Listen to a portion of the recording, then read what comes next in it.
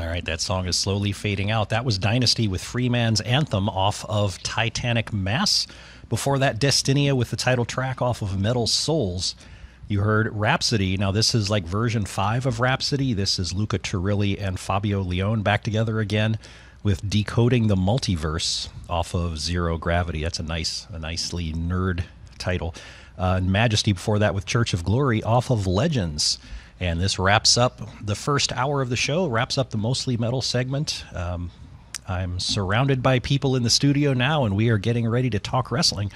So as a reminder, you're listening to WVLP at 103.1 FM in Valparaiso, Indiana, and it is about time for the Northwest Indiana Wrestling Action Program. Your insubordination will not be tolerated.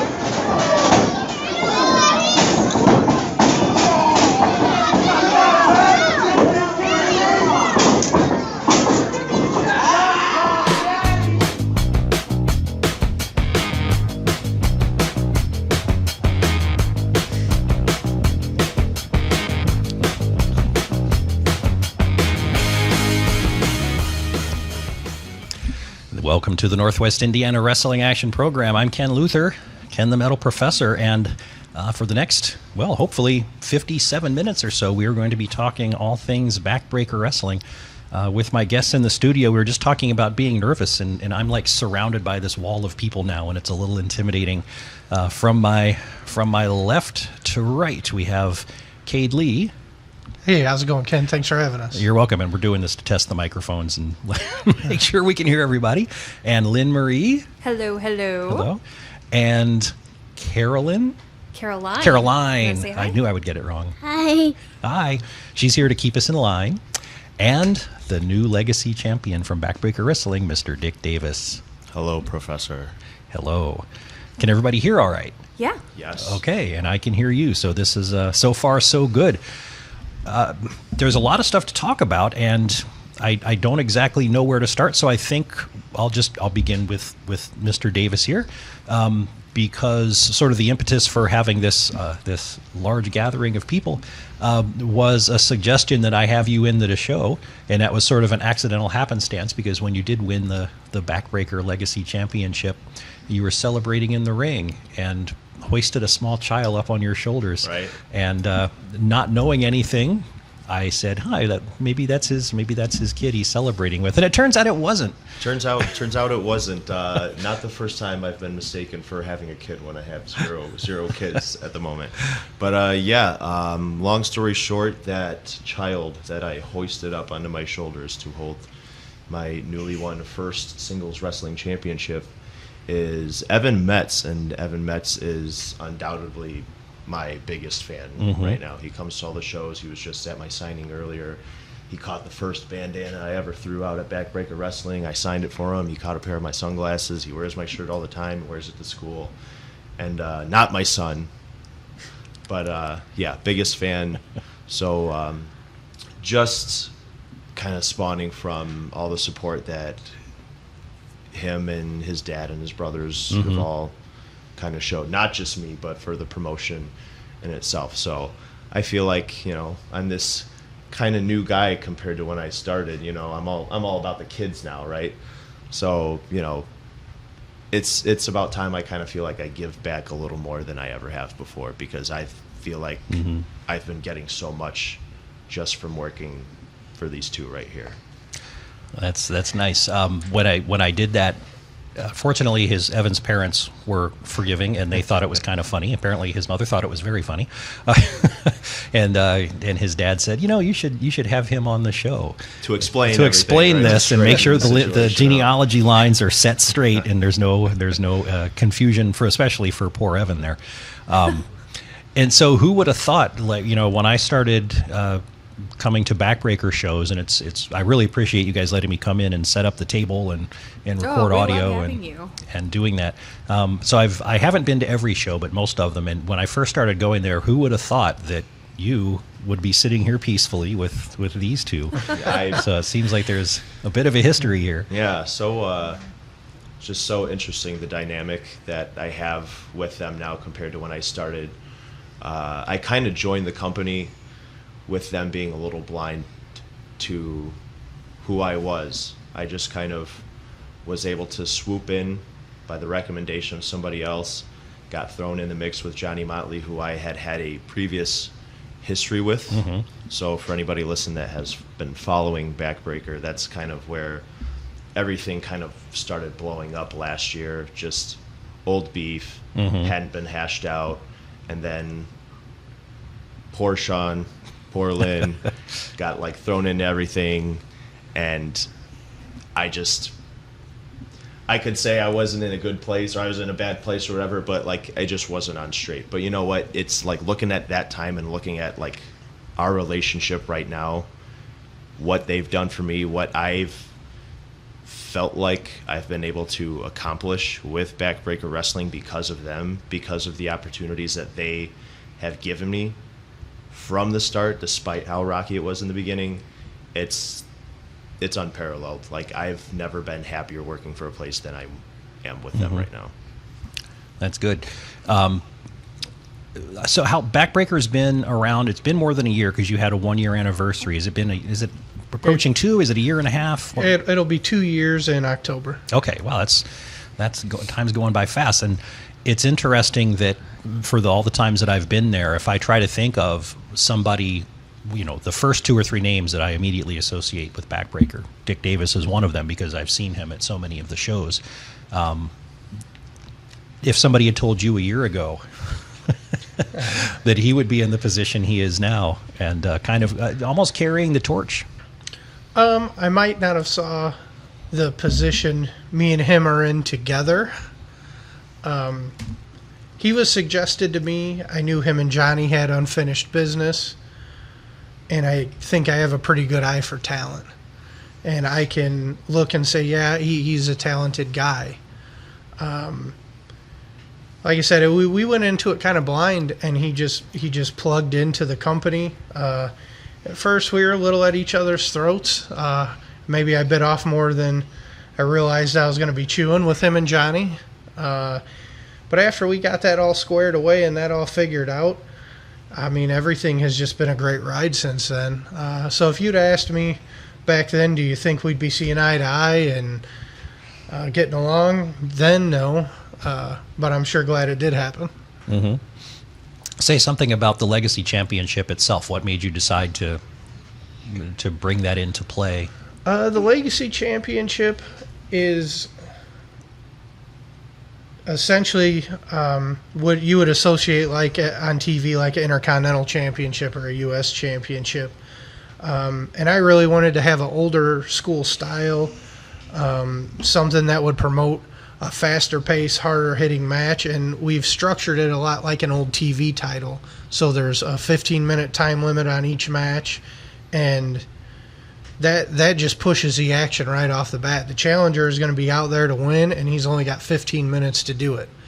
And that's just something I really thought would add to the product quite a bit. Like, we've had our tag team championships have been fantastic. The heavyweight championship, has been awesome, and I just wanted to add a little bit more. What was your first thought when you found out that you would be in contention for the Legacy Championship, and then after you won it? It was honestly everything step by step from beginning to the end of the whole process was just still so unreal to me.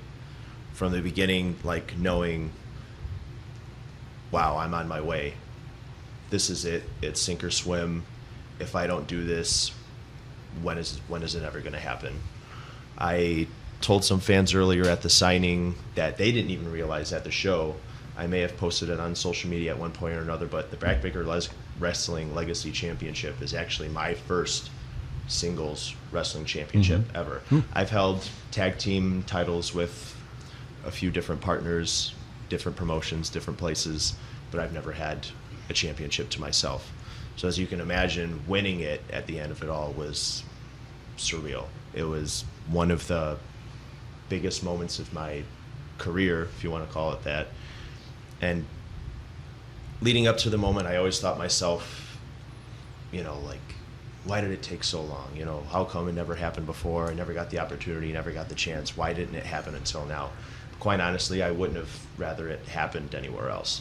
It all took as much time as it did for a reason, and very good reason. I can't think of any other title I would have rather had anywhere else, let alone for my first time and as the first holder of this particular championship. Like, that's wherever this company goes from the future on out, like, that's going to be a big part of it. Was Dick Davis was the first legacy champion of this company. Mm-hmm. And for them, even from the point where they announced, like, they kind of had each other's hand-picked wrestlers that they wanted involved in this kind of mini tournament to contend for it. And I was kind of surprised, because around the time we still were kind of, you know, probably still a little weary of how we were with each other. Mm-hmm. And then from that point, I kind of at least realized, like, okay, maybe they're seeing the bigger picture. Maybe I should start seeing the bigger picture, focus my energy on something else. Maybe this all is a lot bigger than what I kind of thought starting out and everything. So it's all just been so amazing. And these are the only people that I'm working for right now. These are the only people I'm wrestling for right now. And I tell people all the time, it may not be as often as I'd like to wrestle, but you know what? I don't mind it, because every time it's incredible. And if we can get the ball rolling and make it happen more often, sooner rather than later. Oh, we are trying. Start going a little more. It's okay. We're trying, and you know, he's got a lot of interest. It's going to happen. I can see your elbow starting to rotate a little bit. But yeah, like me and everybody else there, and these two especially, know that this company's, it's getting somewhere. It's got a lot of what other places don't have. A lot of, you know, what they don't think they, you know, need for a wrestling company. There's so much that sets Backbreaker Wrestling apart from everybody else. None of the other people want to admit it, but we know, and it's so incredible, and I'm happy to be a part of it. Mm-hmm. It's the best place I've ever worked for. Nice. We'll talk a lot about the upcoming show pretty soon. Your opponent for the Legacy Championship match was Thomas Keith. Yes. He announces himself as, does he announce himself as Thomas the Benjamin or the Benjamins Keith? Thomas the Benjamin Keith. It's all about Okay. the Benjamin. Right? Okay. I always heard that phrase as the, you know, all about the Benjamins. So I guess he only has one Benjamin, which could explain a lot. But he, at the start of the match, It's not that rich after all. he offered you something to kind of let him get away with it. Was it a good offer? It was, you know what, to some people it might have been a greater than good offer, but everything that I had been working for up until that point was worth a lot more than what he was offering. You know, to hold that, to go through the match, to really work for it, and to experience what I did at the end of it when I hoisted my pseudo son above my shoulders, and to have that fanfare at the end of it, to be able to do this and to talk to you now as a champion representing a company finally in my career. It's, you know, I can make that kind of money somewhere else. Mm-hmm. You know, there's not much I can do to have a moment like that and have something like that, something concrete like the Legacy Championship in my hand. And it's nothing he could have given me that night would have been. General manager's work is never done. Am I describing your position correctly? Or should I call Co-owners. you co-owners? The co-owner's job is never done, because as soon as you kind of resolve one problem and get rid of one bump in the road with Dick Davis and Johnny Motley, and things kind of have smoothed out, other things come to the surface. And so your job hasn't gotten any easier. It's just kind of gotten a little different. So you have you know, Austin Fury and his group running around, and you have Kevin Graves. Apparently, Lynn seemed to antagonize you more than anybody else at the last show. Yeah, he's a little different. I'm not real sure what he was trying to That's accomplish. the nicest way you could possibly put it. I just felt like no matter what I say to him, it doesn't really sink in. He kind of just hears what he wants to hear, which I guess, I mean, he could use that to his advantage. And Drex Odell, obviously, he was not with Backbreaker to start with, was he? No, he has been a relatively new addition. He's just been with us for a couple events now. He actually made his debut by physically attacking one of my sponsors, which I was not happy about. He's a relatively newcomer. He's a real hard-headed guy. I think our fans have actually taken to him a little bit. And I do like his beat-em-up style. I just need him to keep it in the right place. Mm-hmm. And it seems like there's a couple of different ways to go with those threads. One is the idea that the fans are kind of getting behind, not behind, but some fans appreciate his style, I guess is the way you can say that. Even though I'm sure it's a headache for you, and there is a history there even with you, I think, because you had a huge following. You were it seemed like you got a really good reaction from the crowd from day one. And it's even better now, I think. But even then, when these guys might have been frowning at you, you had a whole lot of support out in the crowd. Was that ever strange, or was that something you were trying for? Well, Sean has, Kaylee has talked to me before about how there are different kinds of wrestling fans. Like some like this style, some like that style, and as he just said, like a lot of the fans there just like to see one guy really beat up another guy. And when I came in, if you look back at my first two matches with Johnny Motley, what happened? First match, got disqualified because all I wanted to do was just beat him up. Second match we had, I quit match. All I wanted to do was just beat him up, beat him up, beat him up. This guy had to throw in the towel, had to call it quits. That's all I wanted to do. I had its tenacity about me. So maybe you can say the same thing about Drex Odell coming in. All he wants to do is just smash all these guys that he feels in his way or whatever his excuse is. I haven't been following him too closely, so I don't know the exact details that you guys might know, but sometimes, coming from me, sometimes that's the mentality. You have to just run through everybody in your path to make that statement, because that's where I was coming from. I wasn't raw off the bat. It wasn't like championship. I need gold around my waist. I need to do this. I need the fans behind me. It was I need to find my target, which was John, somebody that I had history with, somebody that I've never been in the ring with one-on-one, that I wanted to beat. I knew I had to beat because he was the guy in a lot of other places before coming to Backbreaker Wrestling. And when I had the opportunity to face him there, I'm like, I want to be the guy. So that's the guy that I have to beat. And I did what I did. And like I said earlier, eventually I saw the bigger picture. My beef wasn't with that whole situation. And ever since then, I had almost a tunnel vision. It's like, he's not the problem. Everything kind of culminated, and then look where I am now. Things are a lot better off right now than they were then. Yeah. The other thread to follow out of what you just said was talking about how Drex Odell came in and put his hands on one of your sponsors, James Rohn, the owner of Creative Comics, and we'll talk about Creative Comics in a little bit too. But it seems like that situation and a couple of others, especially at the last show in particular, come to a head where you have to get a little bit more hands-on, or you don't have to, but you've kind of felt it necessary to get a little hands-on when I'm imagining you would like to stand back from it. Yeah, I just I got know a Lynn letter would like about you to that in the stand mail. back from it. The thing with Drex Odell is I pushed him that day. And I shouldn't have. I own a company. I'm not even an official. And my head official, Oscar Rios, reminded me of that. And he got me to the back and calmed me down that day with Drex Odell. And you're referencing the Kurt Joseph incident. And Kurt Joseph has a way of getting under my skin and getting under it bad, like nobody has in probably about 6 years since the last time I was in a wrestling ring as a competitor.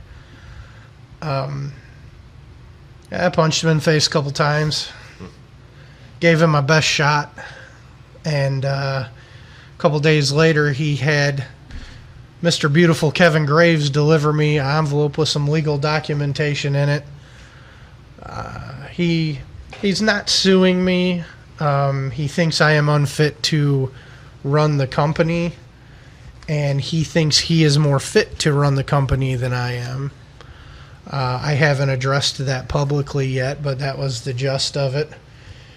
And yeah, Lynn gave me a pretty good talking to and got an apology out of me for him, but it didn't do much good. It just, those guys coming together, high society and the masters, and now calling themselves the upper class as a group. We could see them. You see them in the back, all of them sitting around and talking, and they're all buddy. And you could tell just they thought they were running roughshod, and I was aggravated with the situation before it happened. And by the time I got to the ring and I pulled him off Kip Michaels, it was just the look he gave me, that smug look that was like he doesn't have to be a team player. And Backbreaker is all team players. And when he turned and gave me that look and gave me a little push, it just rubbed me the wrong way entirely. Triggered. Yeah, exactly. As the kids say, I don't know. I'm out of the loop. Does he have a tell that he's about to get out of control, or does it just kind of happen? What's your warning time? We've been fortunate enough to be in the ring and around the ring together for 15 years. So I have kind of learned from now what he's thinking. And that was when I approached the ring, I saw the crazed look in his eye, and I thought, no. We've sacrificed a lot to form Backbreaker, and he has done such a fantastic job of really cherry-picking the talent that comes onto our shows. And like he said, we are all about team. And, Dick was a nightmare at first. But then that rough and tumble style that we talked about, that is all Cade too. And I think helping Dick see the bigger picture, and hopefully one day Drex seeing clearly too, that's where Cade started. So when I got to the ring and I saw him looking crazy, I knew it was bad. And then I don't know if you go back and you watch the clip, you'll see him turn away for like a half a second, and that's it. That's all the tell that you get, is that one glance the other direction, and then you're gone. It's lights out. So yeah, that's the one thing. Like I said, it is. Kurt Joseph has just been digging at me now for the better part of a year, and that night, like I said, when he turned, like, I should never have to pull someone off of another downed opponent. That's not the name of the game. You go out there to compete. You go out there to do a good job. You go out there to make your money, but you don't go out there to hurt people. And they all got involved. All his buddies ran down, and I mean, they were looking to hurt somebody. And the guy's just been like a thorn in my side now. He shows up at my house for meetings on holidays when I tell him no. And I meant to ask you about that. How do you feel about people like? You got to start locking your doors or something, man. Oh, the doors are locked. No, but does he have a key? Did he go to the Walmart and insistently print off was the key? knocking on my, like, but people call and they're like, hey, I want to talk to you about something, and I'm open to that. I'm open to talking to any of the talent anytime they need to talk about something or feel like they have a grievance with me or the way something happened. I'm open to that, but God, that guy, he showed up on a holiday one time, and I was like, for real? We couldn't do this tomorrow? And he was like, no, we need to do this right now. He just drives me nuts. And I have to admit now that I've been a bad host, because I believe he put that on Facebook, right? Wasn't there a video of him dropping in? And so after the last show, the weekend after that, when you mentioned her getting an apology out of you, I played the audio from that on the show, along with the audio that I captured during the show, I think. And I was just poking around to see if I still had it, but I don't have it on the laptop. But I did not think well enough in advance to grab the audio from that stuff so that we could play it right now. We don't really need to hear from Kurt Joseph anymore. We're Especially all if he's okay. not good. It's like, let's go out of our way to like make him a presence, Yeah, I don't think me and him are allowed within. I think it's like 50 yards of each other right now. Up until that show we had at the boxing gym where Jake Rohn and I went up against the Masters. I had never been in the ring with Kurt Joseph, except on one occasion where the only thing that happened was I slapped him in the face as hard as I possibly could, and he dipped. So, you know what? If he's looking for someone to go through, I got a nice new shiny belt that I'm just waiting to put up against whoever's looking to. Just saying. Just saying. If you'd like to make it a little more than 6 years until you get back in the ring, you do you. But you know what? We're boys now, so I got your back, my man. Thank you. I appreciate that. Yeah, make some notes there on this. Paul, Derek.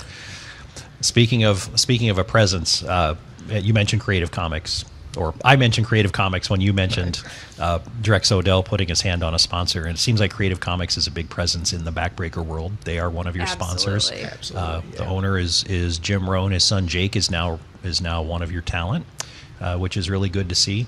And we were just there earlier this evening. Dick Davis had a signing. I did. Where his they opened the place up for you, right? Because they're normally did. not open on Sunday, They which did. was really, really nice. How special. So you had a little table with shirts and your belt, and opened it up for fans to come in and get pictures and Absolutely. photos and autographs, and it was a really great event. I think Creative Comics is like a nice nerd hub because they've got all the comics. It's like being in somebody's basement who's an obsessive comics collector. There's comics everywhere. I have a friend like that whose basement I used to hang out with when he has he just has Hero Clicks and action figures just hanging all over his wall and all these other he's got shelves and shelves and shelves of video. Looks a lot like the shop, so it's like I know what you're talking about. You feel right at home, and I know that the Roans are definitely in tune with the wrestling world. Up on the wall, or signed pictures from. I even made a list here of some of the ones I was able to see: the Bushwhackers, Scott Steiner, Lex Luger, Ron Simmons, Honky Tonk Man, Rhino Abyss, Robbie E, DJ EZ, Jake the Snake, Stan Lee, right in the middle of all of them. Dick Davis. Yeah. Yeah, there's Dick It Davis. wasn't one on the on wall the You wall. were Yeah, up. it's going Was it up up on the now. wall? It went up when Probably we were is now. leaving. Yeah. Okay, so it is now. You left, and then they. Okay, and it's above all the rest, right? Right. I think it was going It's on next the to Stanley. It's on the ceiling. It's on the ceiling. Along with posters that they literally have on the ceiling inside the doorway. They have like every inch of floor and wall and ceiling covered. So while we were there, we had you had several fans come in and get some merch and take pictures, and you were very gracious to talk to the kids and spend a lot of time with them. I was able to come again. Thank you for letting me kind of join in and be a mooch on the event. The idea was to do some quick interviews with the fans coming in to see you and try to, get to the bottom of this. What makes Dick Davis so popular? That I wonder myself. it shows. I mean, when I set up at the shows, I'm at a table that's out around the perimeter, so I'm kind of looking in over the whole crowd towards the ring. And when you come out, it's clear that there's a whole lot of people in the crowd that are there to see you. They've got your shirts. Right.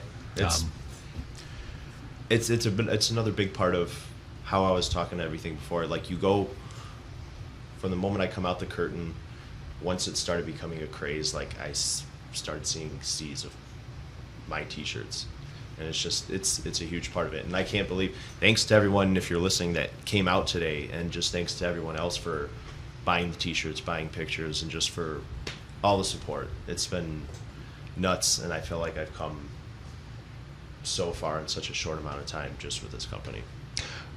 When you come out of the curtain, didn't you used to come out to Journey?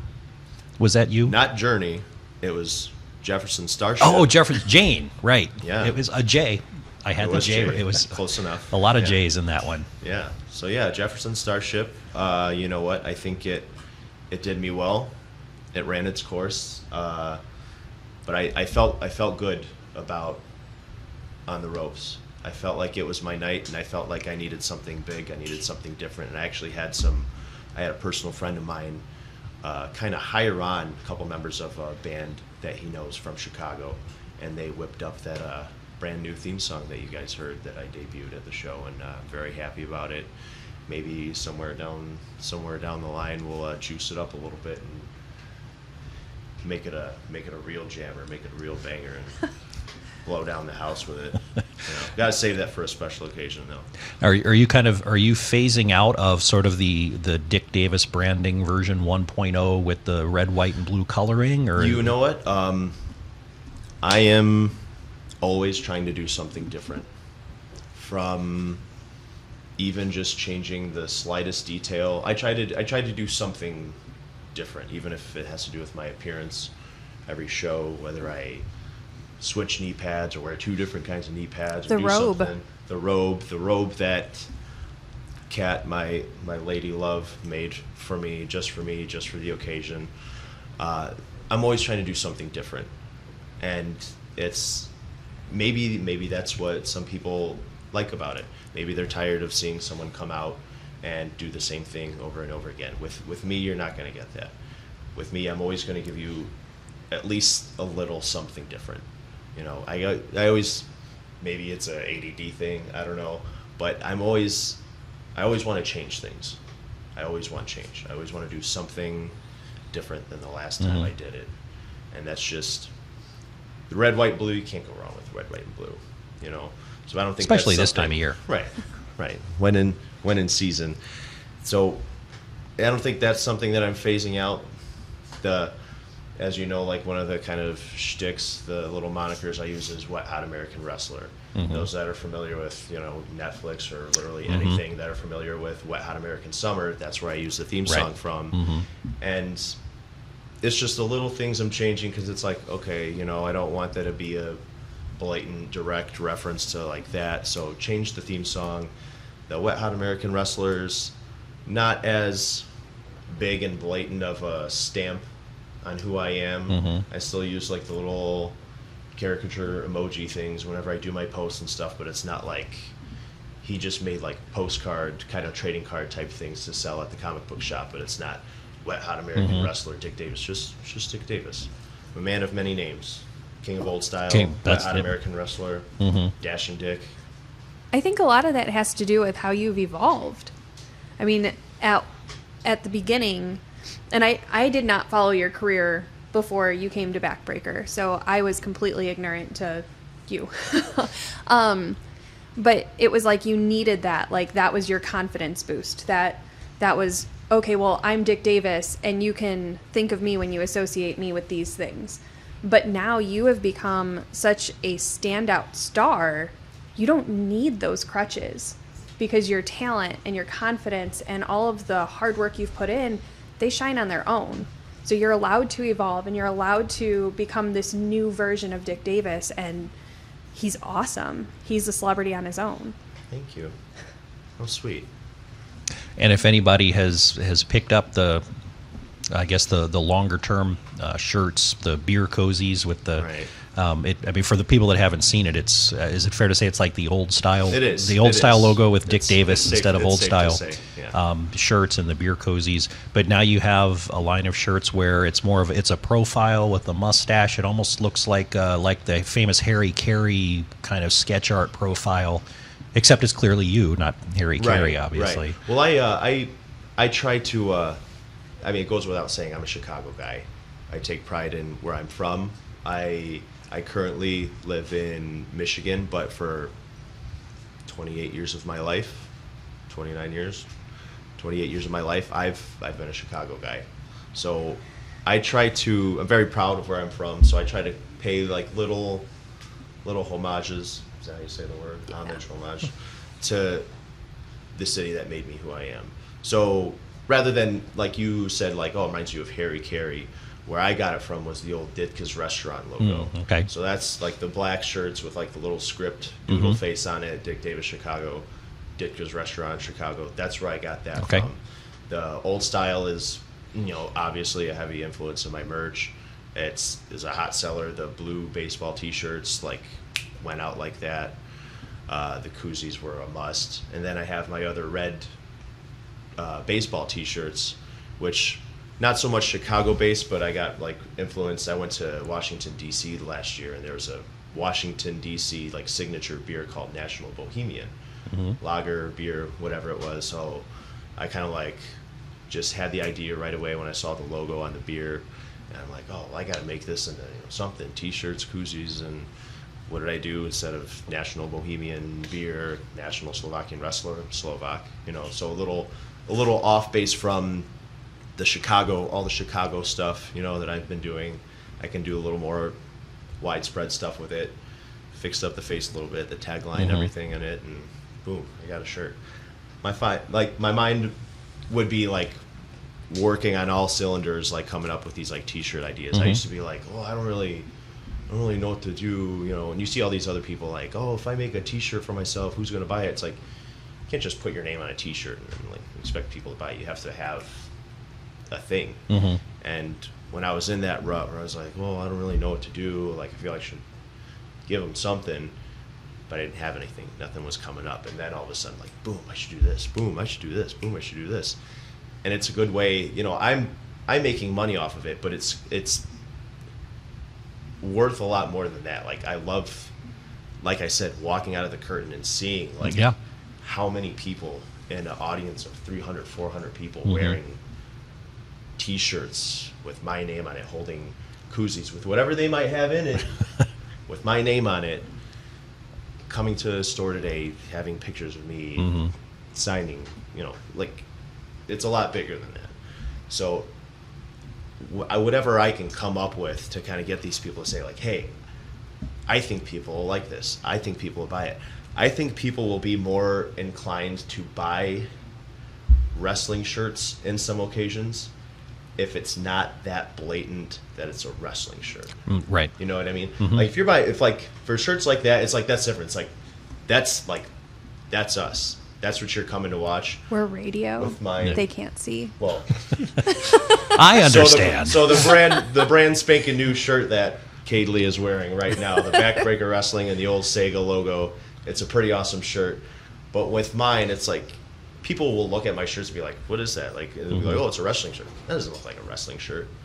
But they like it because it's different. It's got a different iconology on it that doesn't scream wrestling, but rather a name. But it's still Just a recognizable, name. too. Just a name. And that'll kind of, if anything, that'll kind of entice people to say, like, oh, it's Dick Davis. Like, oh, it's this wrestler. Like, that's a wrestling shirt? It's a beer logo. What are you talking about? And they'll be like, oh, no, it's this guy. He comes out and he throws them back and starts, you know. So it's just nice to give back. Yeah, it gets the conversation started. So while I was at Creative Comics, I did manage to talk to a few of the fans. Three young guys were brave enough to let me stick a microphone in their face. And one of them was your super fan, Evan. Oh, yeah. So I was trying to figure out, you know, why, especially with the kids, what is it that they came out of their way today to come to your signing, and what is it about Dick Davis that they really find, worthy of that kind of attention?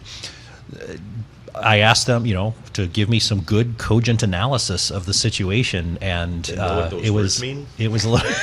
They didn't go, what's a cogent analysis? It was a little rough, but you want to listen? Should we listen? Absolutely. Yes. Let's hear Okay, it. so it'll just come out one after the other.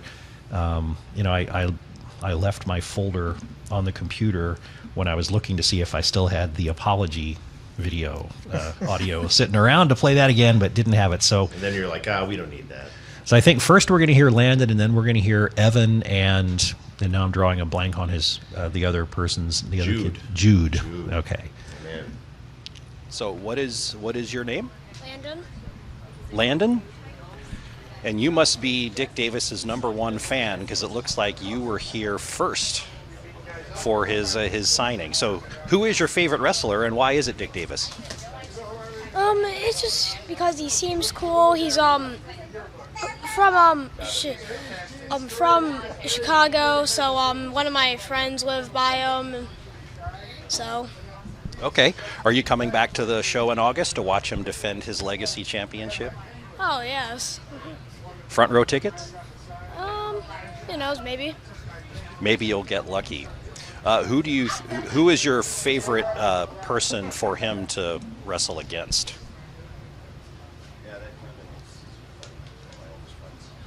Don't know. Just anybody, right? I Okay, stumped him. so what did you get out of him here? You got an autograph and a T-shirt, and you got a nice picture with the belt? I think that might just be it. Well, we got the picture of him at the, How many times have you seen him wrestle? To be honest, this actually was the first time I've actually seen him, but I realized. So he must have made a good impression then. Okay. Well, thanks for talking to me, and I look forward to seeing you in August. And if you see me at my little radio table, give me a wave, okay? All right. Thanks, Landon. I am here with two. Just a quick pause there. So there you go, the magic. He only saw you once, and that was enough to make him come out for a signing. He just likes some to get Chicago more pictures. guys. Yeah. Simple as that. He's a cool Chicago guy. Yeah. Two new Dick Davis fans, and you guys can help me out because I'm investigating why Dick Davis is so popular. And maybe you can help. Because I see you're both wearing Dick Davis t-shirts, so you came prepared for this. So what's your name? Jude. Jude and Evan. Evan. So how long have you been a fan of Dick Davis? About like a few weeks. Did you see him wrestle in June when he won his belt that's over there on the table? Yes. Was that the first time you saw him wrestle? No. It wasn't? You saw him before that? So which one was better, the first time or the second time? The second time. Because he won the belt. That was pretty exciting. I think you're pretty excited about it too, right? Yeah, I am. So it's Evan, right? Yeah, yeah. So you're the one that he picked up on his shoulders and rolled around the ring with? True. That must have been pretty exciting. Yeah. I think I messed up when I was on the radio and I said that you were his kid. I'm not. I learned that. I learned that very quickly. All right, so what's your favorite thing about him as a wrestler? I honestly don't know. Just the whole package? Yeah. What about you? Is there something that he does in particular that you really like to watch? No. No, just everything. Had you seen the person that he wrestled against Turns last out they don't time, like me Thomas at all. Keith, when he wrestled him for this belt? Yeah. You had seen Thomas Keith before? No. No, okay. Did you agree that Thomas Keith needed a good beating? Mm-hmm. I think most people agree with that. Had you seen him before too? Who? Thomas Keith. No, I haven't. Okay, and so you've gotten to see him lose to Dick Davis, right? Yes. Do you hope that he comes back and has another match? Yeah. That would be good. Is there anybody else that you would like, that you know of, that you would like to see Dick Davis wrestle? No. Do you have any advice for Dick Davis as he goes ahead in his next matches? No, not really. Do you think he should sneak away some brass knuckles? I mean, he'll get disqualified. Only if he gets caught. He knows He's what's done it up. before, and he got Know what disqualified. happened last time. Oh, so you know the whole history there. Yeah, I've been a fan for a year. Okay. How many? First year anniversary. Nice. So have you counted how many times you've watched him? No, I haven't. So it's probably at least 3 or 4 then. Maybe a little bit more. Have you seen him only at Backbreaker Wrestling or in other places? Yeah, I actually have met him somewhere else. Okay, good. So you guys are both coming to the show in August? Yeah. And you too? Are you going to try to get to sit up really, really close? Yeah, of course. Okay. I always do. All right, good. Well, hopefully I'll be set up at my little table. Give me a wave hi when you see me. And thanks for talking to me. So there you have it. Nobody knows why they like It's you. a mystery. I have an essence. It's a gift. Something you just can't describe. Just something about him. I actually think it was pretty funny that they couldn't pick an opponent for Mr. Davis Looks like I also. got Well, that's some your time- job. Looks like I got some time off coming up. But because don't I want me to wrestle actually anybody. have it for August 3rd. All right. And we gonna me and do Dick this now? Davis had talked about it a little bit, and I was going to let him throw out a challenge. So without further ado, Yeah, go ahead. I'm gonna pull kind of a U.S. title type of shtick here. This is Dick Davis, your Backbreaker Wrestling Legacy Champion, putting out a challenge to anybody, and I mean anybody, that has or currently wrestled for Backbreaker Wrestling to challenge me for the Legacy Championship at Super Slam on August 3rd. So, That's very interesting. you want it? And I Come and get don't it. know if the mic would have just picked that up, but my phone is laying on the table in front of me and it is vibrating like crazy. I think I just got one too, actually, and it's a bunch of laughy faces. So apparently, it's a joke to some people. I am gonna check mine when I get home, and the first person to accept, we are gonna go ahead and take, and I will announce that Tuesday. No matter who it is. Awesome. Wow, breaking news here on can it be WVLP. me? That's exciting. I've already got messages. So. Oh, man. Yeah. I mean, I was thinking about accepting until he added that thing about people who've already wrestled for Right, backbreaker. I mean, geez. Just to kind of keep it in, at least some sort of contained Oh, format sure, of for course. now. So, limits it a little bit. We're not going to get, Joe Schmo from the other side of town be like, whoa, well, it's like, are you even a wrestler? Like, get out of here. But, so if you've appeared in Backbreaker Wrestling, if you are a current member of the Backbreaker roster, you qualify. You got your shot. Awesome. Whoever answers first, whoever can get to Cade Lee. So, Through his on- phone. through Don't his come to phone. my house. Don't don't not come to the house. they don't like that. That means you, Kevin Graves. Don't show up at my house again. So the show is less than a month away now. Do you have other news about matches or what's going to be going on? Actually, the Legacy Championship was the only match we hadn't announced yet. And on August 3rd, our main event will be for the Backbreaker Wrestling Tag Team Championships. Oh my god, I'm so excited. The Masters will put the belts on the line against the returning Bambinos, I'm so excited. Lynn's favorite tag team. Oh, I love them. Is Pop's going to be there too? Oh god, I hope so. I mean, really, the Bambinos they're headed to TV. Like, there's no doubt in my mind. They are just so incredibly talented, and I can't help it. I love them, and Pops is a legend, and he's just a great guy. So I'm sorry. Go on with the rest of the card. Pop says, I sure hope he can make it out. I actually had, in front of the locker room, when I had him wrestle on one of the shows, I might have made him feel his age a little bit when I announced to the locker room that I came up watching hometown shows that he was on, and he was absolutely one of my favorites then, and it was a pleasure to have him on one of my shows. He's a great guy. And we talked a little bit about Johnny Motley tonight. Johnny Motley and Jake Rohn will be going one-on-one. That'll be a tough one for the crowd. The crowd is really behind both of them. I think that'll be a really good matchup. There's no way to pick who you want to win in that match. I mean, they're just... Right. It's going to be a tough one. And then we talked a little bit about Drex Odell, the number one contender for the Backbreaker Wrestling Heavyweight Championship. He'll be going one-on-one with Billy the Kid. That should be a massively hard-hitting match. Yeah. Oh, yeah. Billy the Kid is just as tough as they come. And I really hope Drex isn't just looking past him to November where he goes one-on-one with Trog, because Billy the Kid is not a speed bump. He's not a stepping stone, and he's going to come out and bring the fight to Drex. That is going to be a very hard-hitting match. We've talked a little bit about Mr. Beautiful, Kevin Graves. He named himself that, right? Right. Yeah. If I don't use it, he corrects me.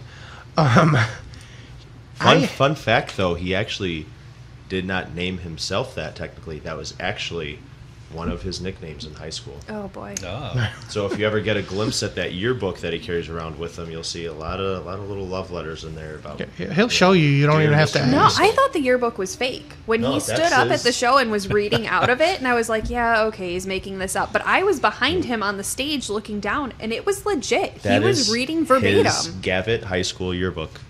But was the writing his, or was it really someone else's? You know, I don't know him that well. I'll have to check into that.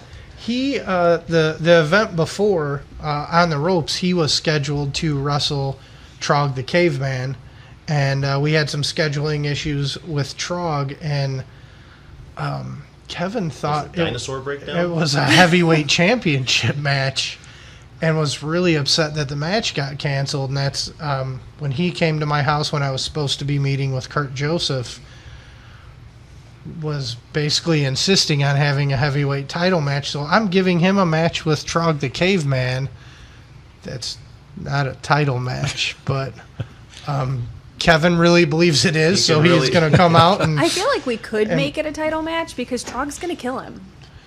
I'm calling it now.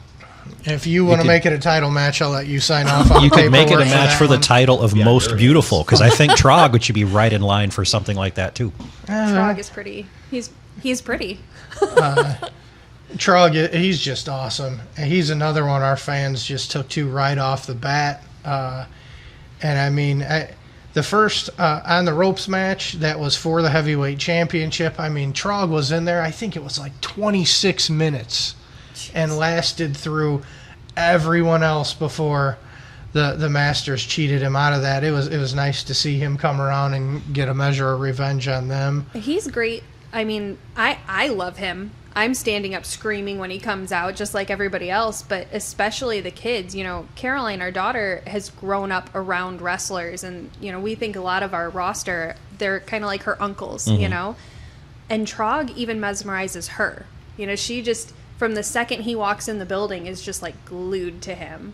Right. She can't really understand the grunts, but I think they make it work. Yeah, definitely. And then another tag team match, we have a new tag team of Raid and Fury taking on High Society. That's Young Money and Thomas Keith. Thomas the Benjamin. Just one Benjamin. Just one. Oh, I'll hear it about that. I'll have a message about that because I didn't add his Benjamin. You better savor that Benjamin, Yeah. Mr. Keith. But that should be a good one. We've seen Austin Fury before. Me and him might actually we've had a strained relationship in the past. He was hanging around some guys that again were guys thinking they were just going to come in and run roughshod, and most of them aren't there anymore. I think Kinda most people have pretty noticed that. quickly. Yeah. Real quick.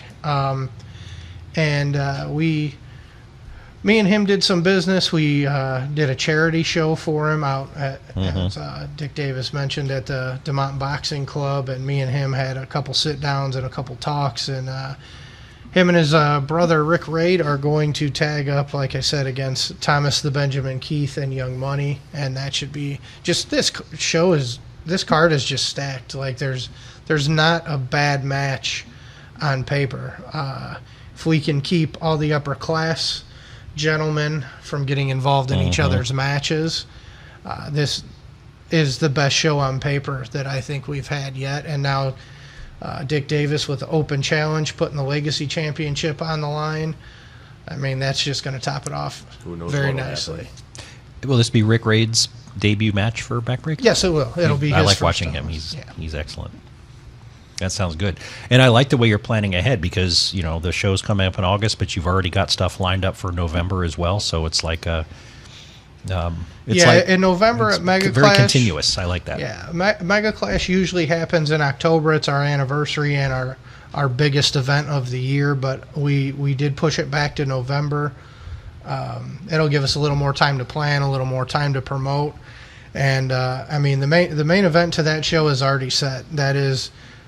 the number one contender, Drex Odell, against Trog the Caveman. And we had actually talked about it, me and Dick, earlier, and he was like, man, we're going to have to reinforce the ring for that one. I mean, that's a lot of beef in there beating each other up. I mean, the heavyweight championship is living up to its name.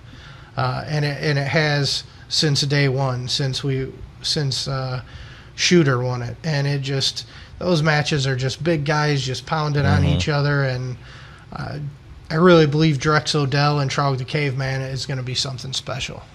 Lynn, do you start worrying when you hear talk about having to do upgrades to the ring? Oh man, we're going to talk about the ring? Yeah. Every time we need something new, or Cade says, "Hey, let's get a Legacy Championship belt made," I just think I'm not going to make it to Disney World this year. Better luck next year. I know, right? Let's get back on the coupons. So no outdoor in 105-degree heat show this year. That was... Man, that was brutal. You know, I do like changes of venue.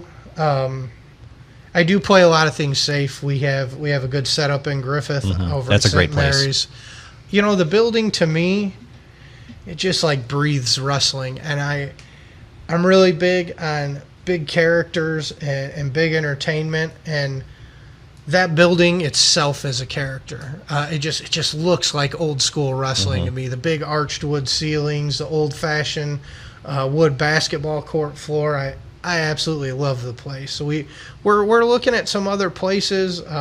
As most people know, we run an event every other month, and a lot of people keep looking at me and mentioning that we probably need to start doing one every month. And I'm getting a lot closer to being on board with that. We're doing really good on our numbers. We have a good base crowd. And real soon here, it's going to be time to do that, but I do want to have some changes of scenery. You mentioned the outdoor show we did last year, which it was like all week they were calling for 78 degrees, and then the day before they were like 110. Surprise! And they were right. That never happened. right, they were definitely in humid. For the record, the concrete parking lot was probably 50 degrees hotter than that. So Yeah, I believe it was on fresh blacktop wrestling ring, but the guys still went out and knocked it out of the park. And what a lot of people don't know about that show is it was for charity. Every one of my guys showed up, went out there, worked, and donated their pay to charity. That's nice. And I mean, it was a rough day. Everyone had a rough day. The temperature was no joke that day. I always want to do an outdoor show at a baseball field, like the ring set up right on home plate, full bleachers. And then that day made me be like, we're gonna hold off on Let's some do more that in the outdoor fall. shows. Yeah, well, I'd definitely love to do an outdoor event at a baseball field. We've talked repeatedly about trying to get something somewhere on a beach. I just think that would be a cool backdrop. That would look really neat. But we're actively talking to some other venues to try to get some more shows down. And I have so many wrestlers that I'm wanting to use and wanting to reuse, and guys that are wanting to come back that I haven't had on every event. That it's time to get more events on the books and cycle some more guys in and get Dick Davis some more matches. And I'm ready. When you mentioned a beach, my first vision was actually a ring on a floating raft, but I think that's been done. I can't remember. I don't know if it was done it in a Japan, video or something I saw actually. once. I brought the idea up to him earlier about if we're ever able to pull something off up in Michigan. There's a swell bar called the Red Dock where the owner is very persistent in asking me, when are you going to bring the title out here? When are you going to bring some wrestling out here? When are you going to bring some of your other wrestler guys out here? And I told him earlier, I'm like, well, how neat would it be where people can watch from the Red Dock, set up a wrestling ring out on a barge in the lake, that'd be so cool. cool. That would be neat. set up a locker room somewhere for everybody's entrance. They take a dinghy out to the ring. Oh man. And then have a Book it. lumberjack match where Let's do everybody's it. got floaties. Well, I think they did one. It was in Japan, Yeah. and it was either in a pool or right off the coast, and it Yeah. was like a battle royal think it style, was, and you threw them out into the water to I win. think that was FMW. Yeah. Did that. It was Yeah. just crazy. Yeah. I Yeah, think they- it was the same concept. It was out on a barge, and Yeah, they probably ended wherever up it lighting was. someone on fire and throwing them in the water, or something, or had sharks in the bay or something with them. There's no telling. Piranha death match. No. So we're running down to our last little bit of time here. Dick, I know that you're talking about all your wrestling activities, and you mentioned knowing somebody that owns a bar. Just overhearing some conversations earlier today, it sounds like you have your hands out in a lot of different areas. Do you want to plug anything else? Like you were talking about Pierogi Fest a lot. You want to say anything Pierogi about Fest. that? I've been talking about Pierogi Fest a lot. Pierogi Fest is coming up. It is an event that I've liked to frequent for many a year. But for the past 2 years, as opposed to the 3 years before that, I have not been able to appear in the Pierogi Fest parade. This year, I may be returning, as well as perhaps maybe another fellow backbreaker wrestler that might happen to be Polish. Just saying, maybe. So you got the Slovak and you got the Polish guy maybe making an appearance on Backbreakers a half, so keep a lookout Very for nice. that. That's going to be about a week out from Super Slam, so that may be the next time you get to see me before the next big show. Okay. And last question for you. Did I Absolutely. hear correctly and see correctly that is Fing Fang Foom on your Fing Fam? Wait, what? Is that English? You're my leg. Yes. I'm sure this is actually a Shuma Gorath tattoo. Oh, okay. Shuma Gorath, a Marvel character who is known for appearing in, Doctor Strange, Fantastic Four, and several other Marvel lore. But so growing up, I was never into the books. Mm-hmm. I dabbled a little bit, but I never collected the books. I grew up watching the cartoons. I loved playing the arcade games, and he always stood out to me because my mother used to work in a mall over in Maryville, Indiana, and she would always take my brother and I to the mall when she would work because my dad would be sleeping or he'd be working. He was a police officer. And so she'd take us to work with him. So what would I do? I'd go to the arcade. I'd play Marvel vs. Capcom. Who did I always pick, no matter what? Probably Spider-Man, Shuma Gorath. That was my guy. And so it's never got that one before, but everyone will be like, oh, is that someone from Dragon Ball Z on your leg? Or, oh, it's like, what's that octopus? Or, oh, that's a snake. It looks like a snake. So most people I have to tell, even though they're probably not going to get who it is, but very few people have been like, wow, you got that's cool that you have that tattoo. So that's who, to clear the air on that. I heard you explaining it to somebody. I heard the part about a Marvel character, Fantastic Four, and I saw some, green and scales, and there's is it Fing Fang Foom? Yeah. Who's a dragon character, and so I thought that's Okay. who I was seeing from the side. Okay. Close. You got the Fantastic Four part, right? Yeah, there we go. Okay. Well, this was supposed to be a wrestling show. It turned into Fing Fang Marvel. Foom And sometime you guys can, because I know you've got a whole, I heard you talking about Hulk and Planet Hulk and World War Hulk. We've got to sit down and just talk nerd stuff. Oh, absolutely. Yeah, I can do nerd stuff all day.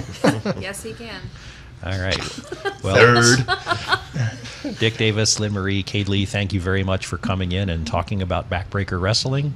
One last quick plug for the coming show. August 3rd, Super Slam. Come on out. The card is stacked. It's going to be a good night, and we hope we see you there. Awesome. Thanks, Caroline. Is she still in the room? She is. She's under us. All right. This has been the Northwest Indiana Wrestling Action. I got my knee tapped. That was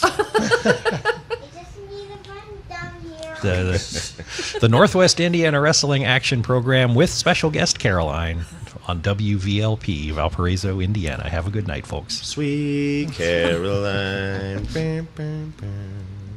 Close out the